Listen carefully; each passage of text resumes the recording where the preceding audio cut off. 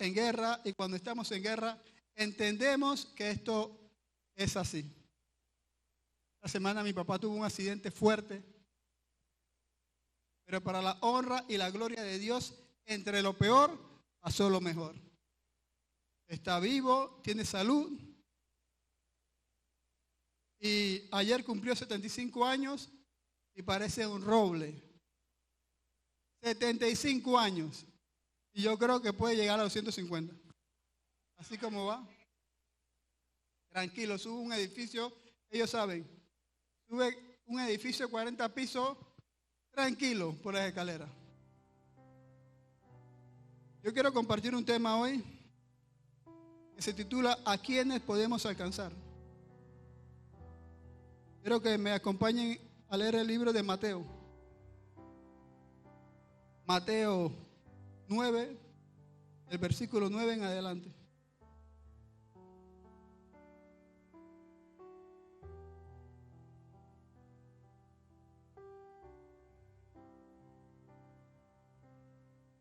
Cuando lo tengan me dicen un fuerte amén.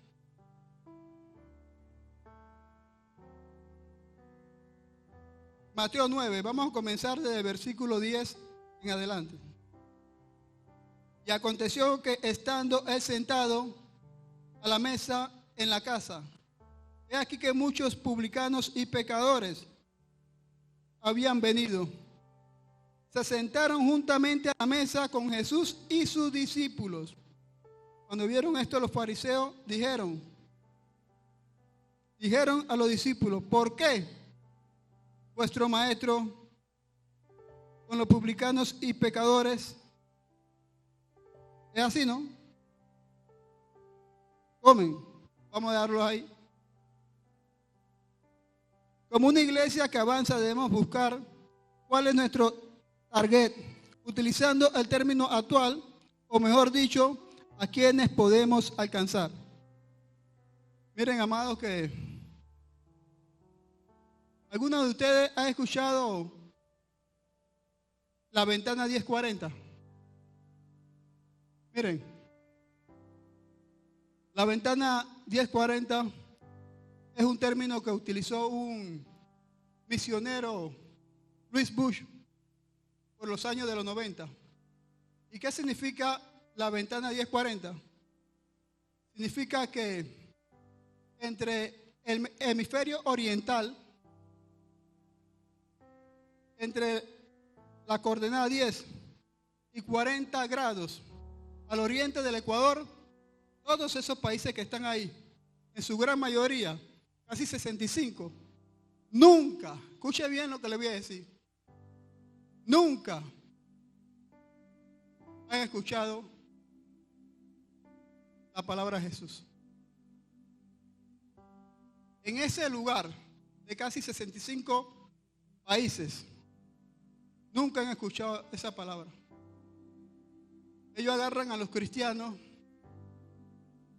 y los matan y los queman, no porque sean cristianos, porque usted puede ser cristiano y nadie sepa. Usted puede decir que es cristiano y es otra cosa, pero usted puede ser cristiano y que nadie se dé cuenta. Usted puede ser cristiano así. Eso pasa en nuestro trabajo, en las empresas, en las universidades, que somos cristianos pero nadie sabe. Así que usted puede ser cristiano en cualquier país del oriente de ese lugar y no le va a pasar nada. ¿Cuándo le va a pasar algo? Cuando usted confiesa al Señor como Señor y Salvador. Ahí le puede acontecer algo. Y usted sabía que diariamente, nosotros somos casi 8,000 personas a nivel mundial. Y diariamente, o por año, nacen 141,000 millones de personas. Por año nacen 141,000 millones de personas. Pero mueren 57,9 millones de personas por año. Esa es la cifra que muere. Dicen hasta el 2021 que habían 440,000 misioneros a nivel mundial. Esa es la cifra que se maneja. 440,000 misioneros a nivel mundial. Diariamente, escuche bien, diariamente se mueren 158,650 personas. De esas personas que se mueren diariamente, 66,000 por día no han escuchado el nombre de Jesús en sus vidas. Nunca lo han escuchado. Y para que esos 440,000 misioneros pudieran alcanzar al mundo, deberían ellos predicarle a 8.5 millones de personas diarias. Lo que quiere decir entonces, eso es imposible. Y si eso es imposible, que un misionero haga eso, quiere decir que el mundo está perdido. El 90% del mundo está perdido.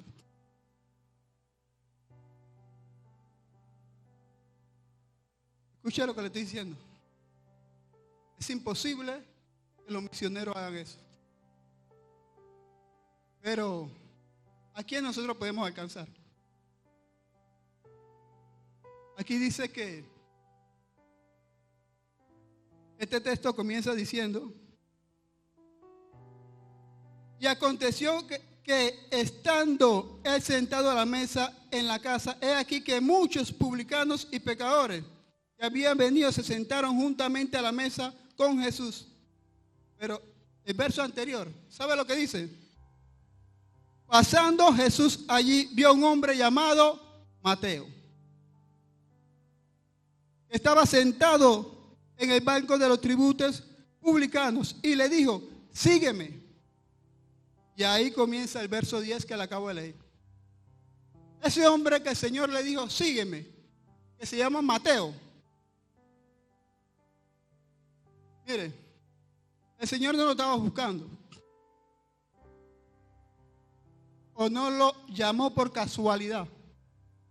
El Señor lo encontró. Como lo encontró usted y como me encontró a mí en un momento dado, así mismo encontró a Mateo. Pero Mateo, dice la Biblia, que era un publicano. En ese tiempo, los romanos, ¿qué hacían los romanos? Agarraban a muchos judíos y los apartaban para que recaudaran impuestos. Y sabe que si lo transportamos a este tiempo, Mateo trabajaba para la DGI. Mateo trabajaba para la DGI. Ahora mire, en los evangelios sinópticos, Mateo, Marcos, Lucas, dice que cuando el Señor llamó a Mateo, le dijo: ven y sígueme. Él era el quinto. Anterior a él, había llamado a Simón Pedro, a Andrés, a Santiago y a Juan.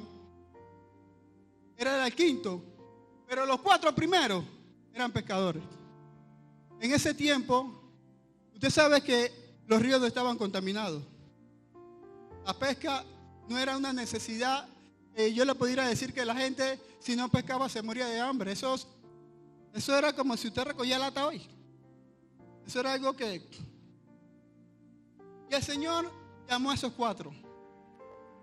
Pero Mateo no era un pescador. Mateo dice que era un publicano, era un profesional. Era un profesional. Era un profesional, Mateo. Y el Señor le dice: ven, sígueme. Pero dice que habían fariseos. Y muchos de nosotros somos fariseos. Cuando vemos al pastor que pone a unos hermanos aquí a predicar: pastor, ¿por qué ella subió con la falda así? ¿O por qué ella subió con esto así? O pastor, usted no sabe la condición de esa mujer. ¿Cómo usted la puede utilizar? O sea, eso era lo que significaba fariseo en ese tiempo. Y hoy sigue habiendo bastantes fariseos aquí, habíamos bastante. Y los fariseos le preguntaron: ¿pero por qué usted está con esos pecadores? ¿Por qué está con esos pecadores? Le dice los fariseos. Y Mateo, si era un recaudador de impuestos, muy probablemente tenía que ser una persona inmoral, que mintiera y que engañara. Porque para ese tiempo, si tú tenías que pagarle tributo al César y te decían son $100, él iba y te decía que son 150. A veces tenía que quedar con algo. Así que ellos eran odiados. La gente los separaba. Imagínense hoy que el maestro le diga, se apareciera en este tiempo en Venezuela y le dijera a Maduro, ven y sígueme.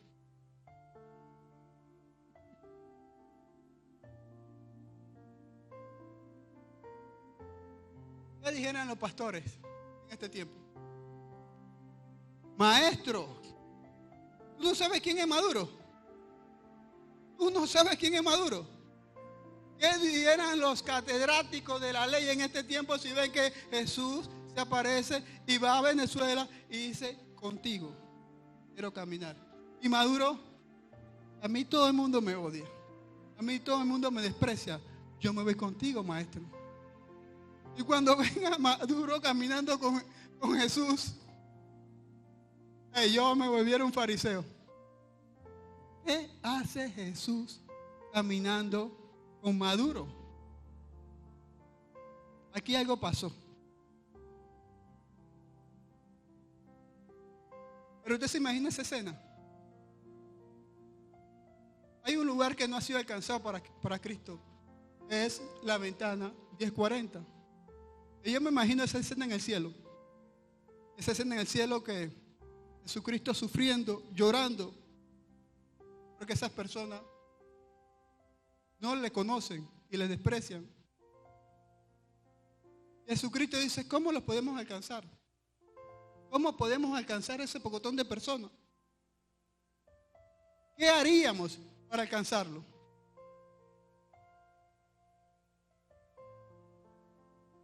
Y sufriendo esa necesidad, Él se traslada al tiempo real donde está Él. Y lo primero que ve a unos discípulos que nadie los quiere. Ve a un recaudador de impuestos publicano que todo el mundo lo aparta y Él lo jala. Dice, yo quiero estar contigo. Pero lo impresionante, ¿tú sabes qué es? ¿Cómo tú respondes a ese llamado? ¿Cómo nosotros respondemos al llamado? ¿Cómo nosotros respondemos al llamado que nos hace el Señor para seguir adelante con esto? ¿Cómo nosotros decimos al Señor que estamos agradecidos porque nos separó, nos selló y nos consagró para la gloria de su nombre? ¿Cómo nosotros hacemos eso? Con nuestra actitud, hermanos. ¿Sabe lo que hizo Mateo? Mateo pudo haber sido un fariseo. Pero él dice, ¿sabe una cosa? Yo no voy a ser un fariseo. Yo me voy a apartar. Y no lo dice en Mateo, pero en Lucas dice que hizo una gran fiesta para Jesús y sus amigos publicanos.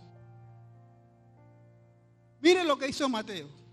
En Lucas dice que él hizo una gran fiesta para Jesús y sus amigos publicanos. Así que ¿cómo responde al llamado Mateo? Él dice, ¿sabe una cosa? Las personas que siempre estuvieron conmigo, los viles y los menospreciados, porque ese era el círculo que él tenía, dice, yo voy a hacer una fiesta para ellos. Y Jesús se sentó con ellos. Y cuando Jesús se sienta con ellos, le comienza a dar palabra a ellos. Y lo primero que hizo Mateo, respondiendo al llamado, es entregarle a sus amigos a Jesús. Y Jesús se sentó en la mesa con todos ellos.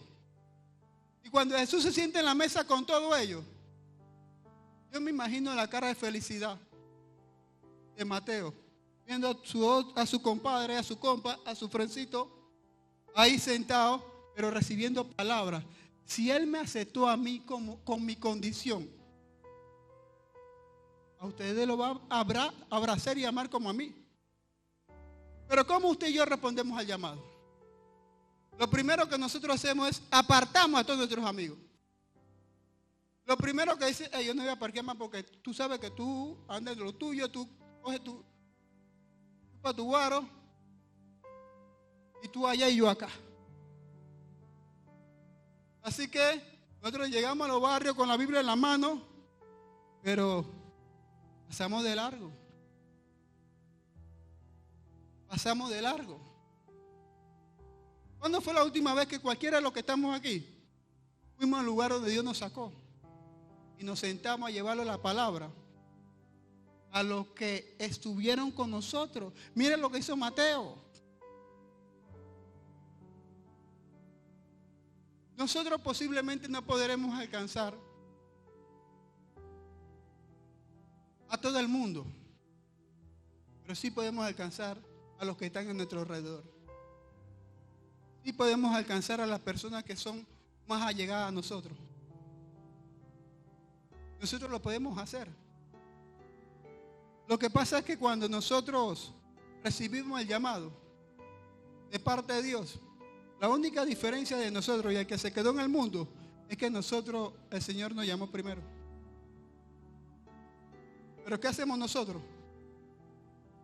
Es más, hasta con los que están dentro de la iglesia, lo comenzamos a criticar y a señalar. Y a señalar. Nosotros a nuestros mismos hermanos dentro de la iglesia, lo comenzamos a menospreciar. Y eso es triste y es doloroso. Porque muy posiblemente no podemos alcanzar el mundo.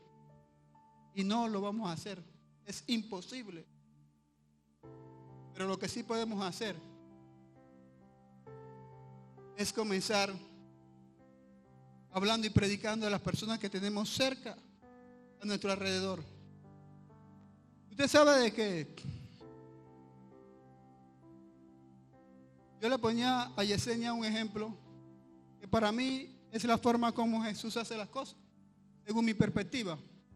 Yo le decía a Yesenia, si la maestra llama y te dice a ti, Jordan y John vinieron bien en educación física, en música, sacaron la mejor nota, pero en matemática vinieron bajitos, ¿qué es lo primero que tú haces?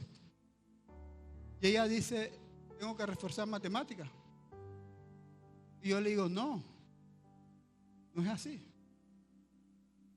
Es que si ellos en el ámbito natural te dicen a ti que son buenos en música y son buenos en un deporte, lo que tenemos es que aprovechar eso y multiplicar ese talento y afianzarlo más.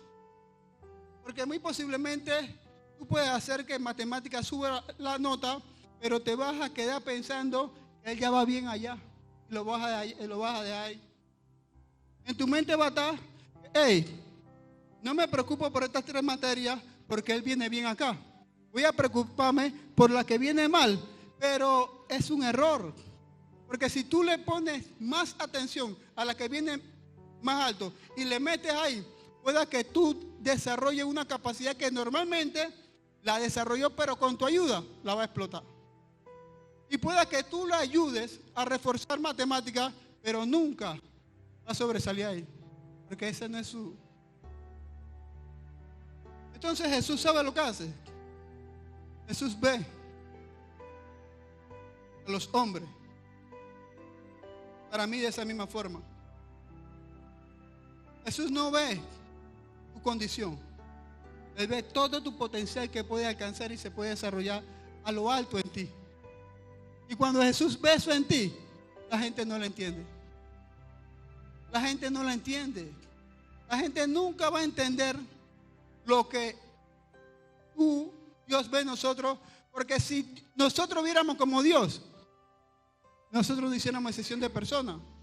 Si nosotros pudiéramos enfocarnos en lo que hace nuestro Señor, o tratar de pensar como Él, nosotros no hiciéramos lo que Él hace, lo que normalmente hacemos.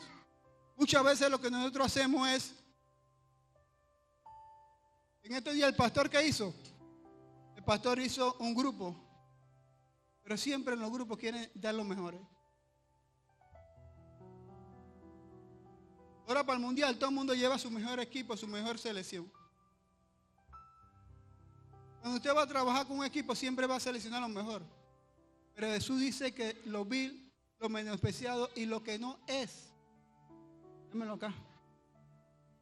Si usted está en la lista de los vil, lo menospreciado y lo que no es, siéntase privilegiado. Está en buena lista. Aunque el mundo lo critique, lo señale y lo rechace, siéntase privilegiado. Para alcanzar el mundo, primero tenemos que alcanzar lo que hemos perdido.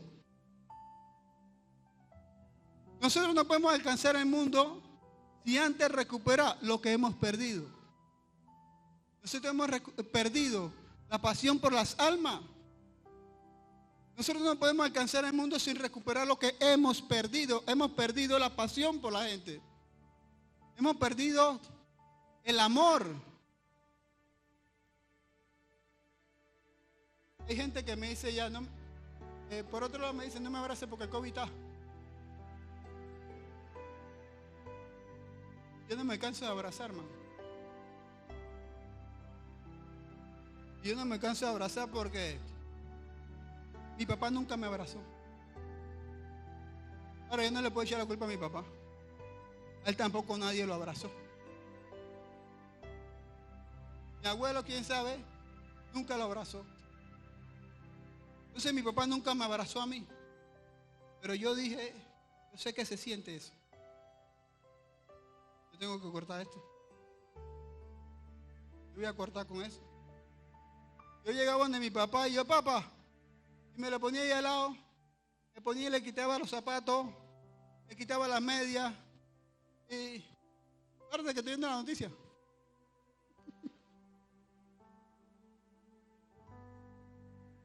Entonces yo ahí me metía en la cama de ellos. Cuando mi papá entraba tenía que salir corriendo. Porque mi papá no le gustaba eso. Pero yo estaba buscando era un abrazo. Yo estaba buscando ese cariño, ese afecto. Nunca me lo dio, hermano. Yo sé que se siente eso. Como yo sé que eso no se siente nada bueno, yo no puedo tenerlo hoy de excusa para decir que a mí nunca me abrazaron. ¿Por qué? Porque cuando yo vine a los pies de Cristo, Cristo me recibió con un abrazo, hermano. Yo siempre digo, yo estoy respirando aire gratis de 2008. Pero cuando Cristo me abrazó, ese abrazo fue un abrazo de oso que no me ha soltado. Y nosotros no podemos alcanzar al mundo sin recuperar lo que hemos perdido, mi hermano. Nosotros no podemos hacer eso.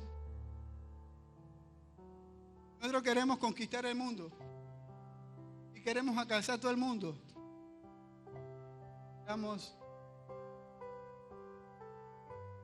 Necesitamos sanidad interior. Y eso no es porque estemos en esta iglesia. Es que esto se ha perdido hace muchos años. Hace muchos años hemos perdido la sensibilidad como seres humanos. Yo recuerdo que cuando yo estaba en un lugar y yo veía un muerto, yo duraba 3, 4 días sin dormir. Y no podía dormir. Pero Yesenia y yo ya hemos visto tantas cosas. Hemos visto gente que en nuestra cara. Hemos visto tantas cosas, Yesenia y yo. Y ya no teníamos sensibilidad, ya no temíamos, pastor. Y fuimos perdiendo esa sensibilidad como hombres y llegamos a los pies de Cristo. Cristo nos abrazó y nos regresó eso. Porque si tuviéramos como estábamos antes, yo le decía a Yesenia, yo creo que voy a un entierro semanal. Y hablaba con un compañero ayer, un amigo, que para mí era mi mejor amigo. ¿Y sabe por qué le digo esto? Porque todos los amores fueron diseñados para separarse. Porque yo decía que él y yo hasta la muerte nos separe. Amigos, amigos. Todos los amores fueron diseñados para separarse. El único amor que fue diseñado hasta que la muerte los separe es el de esposo. El único. Los demás todos fueron diseñados para que usted agarre su esquina y usted agarre la suya. Pero el amor de esposo es hasta que la muerte los separe. Y ayer que yo hablaba con él me preguntaba, fulanito, ¿yo está muerto? Y yo le decía, fulanito, me decía, está muerto. Yo ni será que nada más quedamos tú y yo. Me decía. Y me di cuenta, he sido insensible con él. Él no es cristiano. ¿Cómo yo me lo puedo ganar para Cristo? Y tenía más de 2 o 3 años que no hablaba con él. Entonces cuando yo hago una lista, para yo poder alcanzar el mundo, primero tengo que recuperar muchas cosas. He perdido. Miren, el Señor tuvo un hijo. Y ese hijo que el Señor tuvo fue el principal misionero. Pablo alcanzó toda Asia y todo el mundo conocido. Y no tenía internet y no tenía nada. Pablo lo hizo. Alcanzó todo el mundo conocido y no tenía internet y no tenía nada. Usted y yo que estamos aquí, amados míos,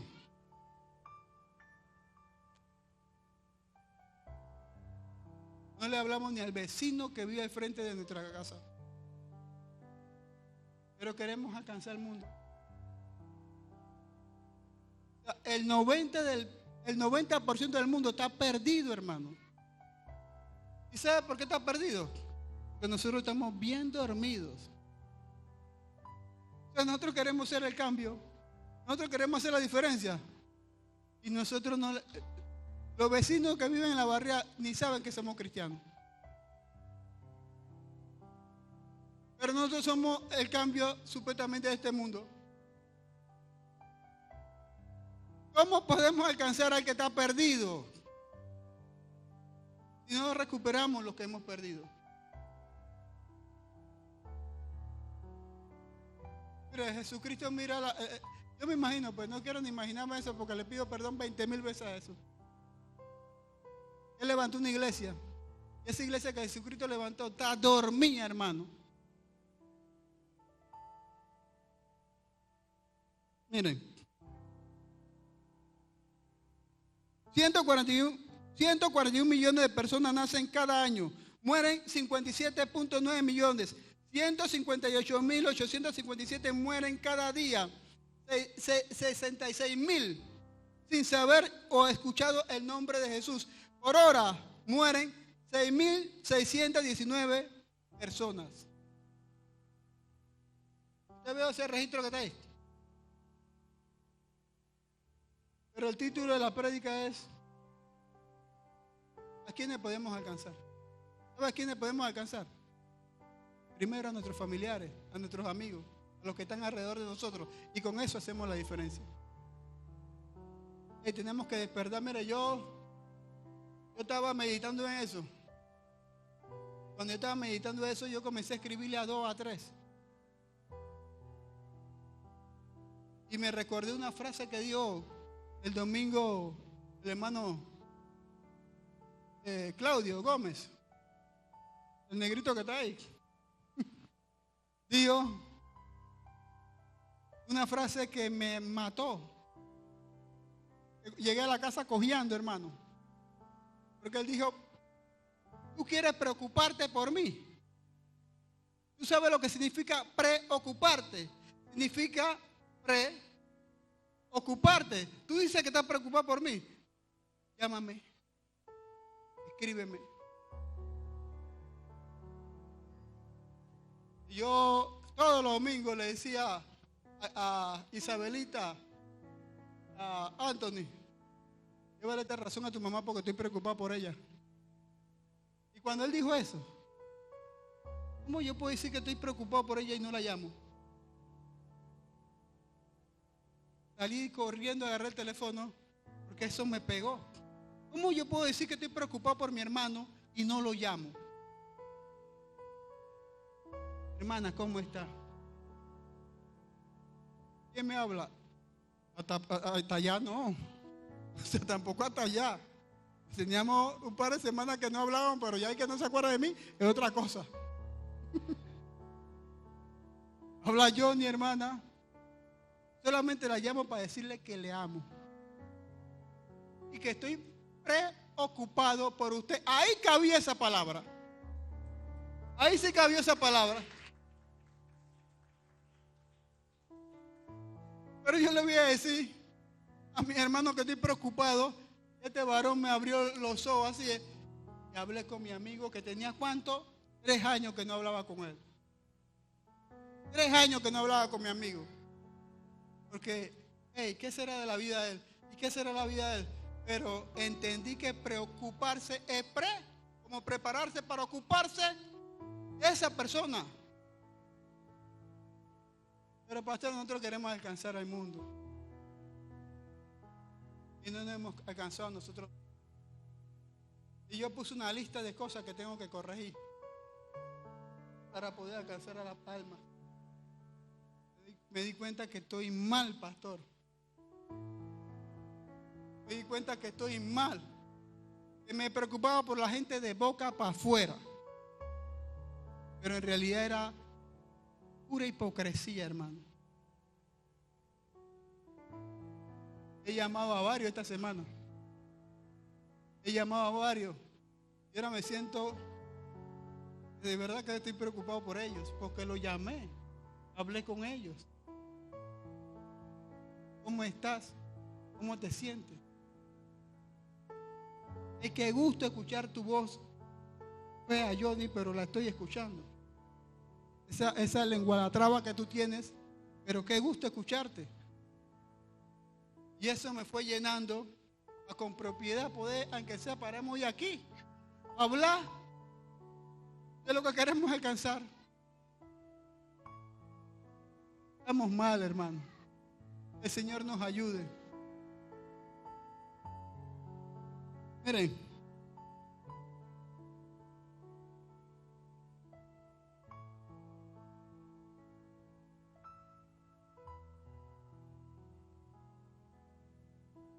Yo quiero cerrar con esto. Mi papá no es 100% cristiano. No es 100% cristiano.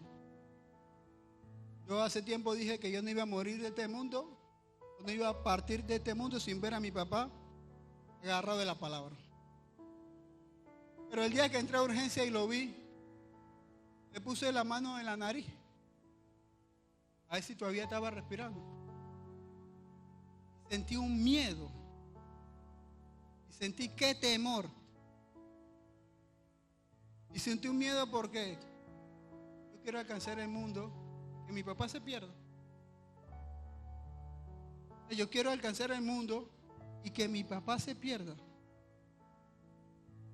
Yo dije, yo tengo que hacer un stop.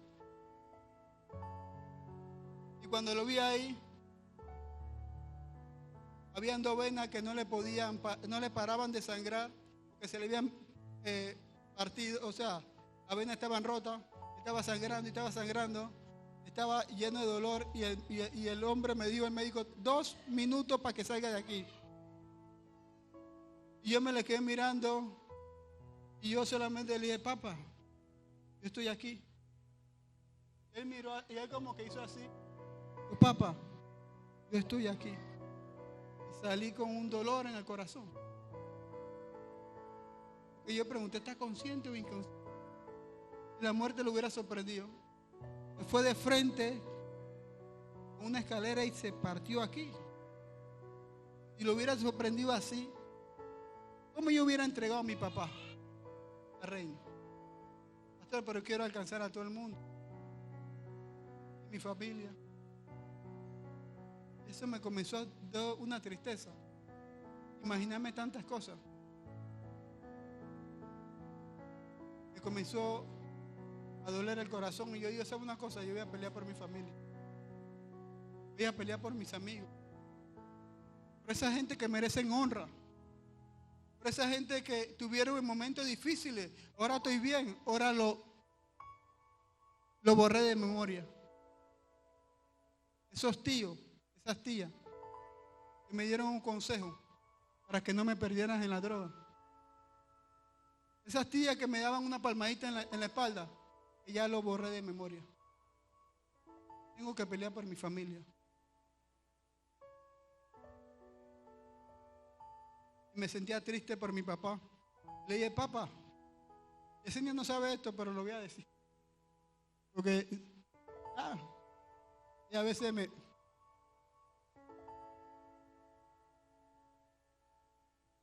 ¿Tú entiendes? Porque a ti te pasa lo mismo.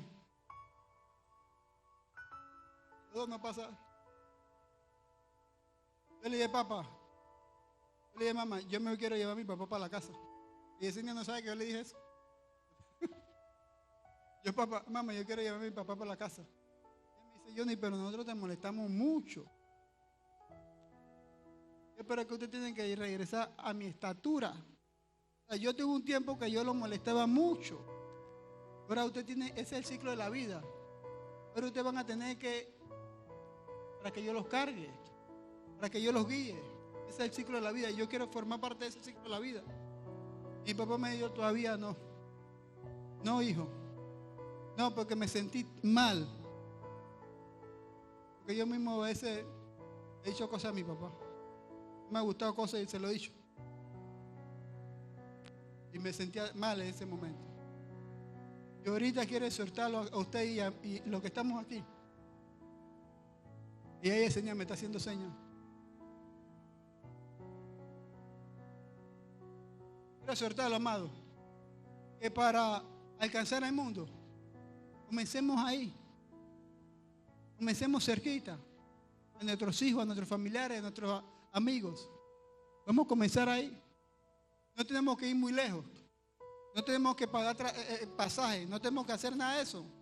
Están ahí. Hay personas que merecen honra. Que lo hemos olvidado. Incline su rostro ahí donde está. Dios, en esta hermosa mañana, Padre, queremos responder al llamado de tu palabra, como lo hizo Mateo. Mateo era un recaudador de impuestos. Era un hombre, Señor, Dios, que cuando tú lo llamaste, en agradecimiento a tu llamado, hizo una gran fiesta e invitó a los publicanos y a los que recogían impuestos en ese momento, sus amigos. Porque él entendía que la situación que él tenía, también la tenían sus amigos. Y si él era salvo, sus amigos también podrían ser salvos, Señor. En esta noche te pido, Padre, que nosotros no tenemos que ir muy lejos a evangelizar o a compartir tu palabra. Debemos comenzar en el núcleo de nuestra familia.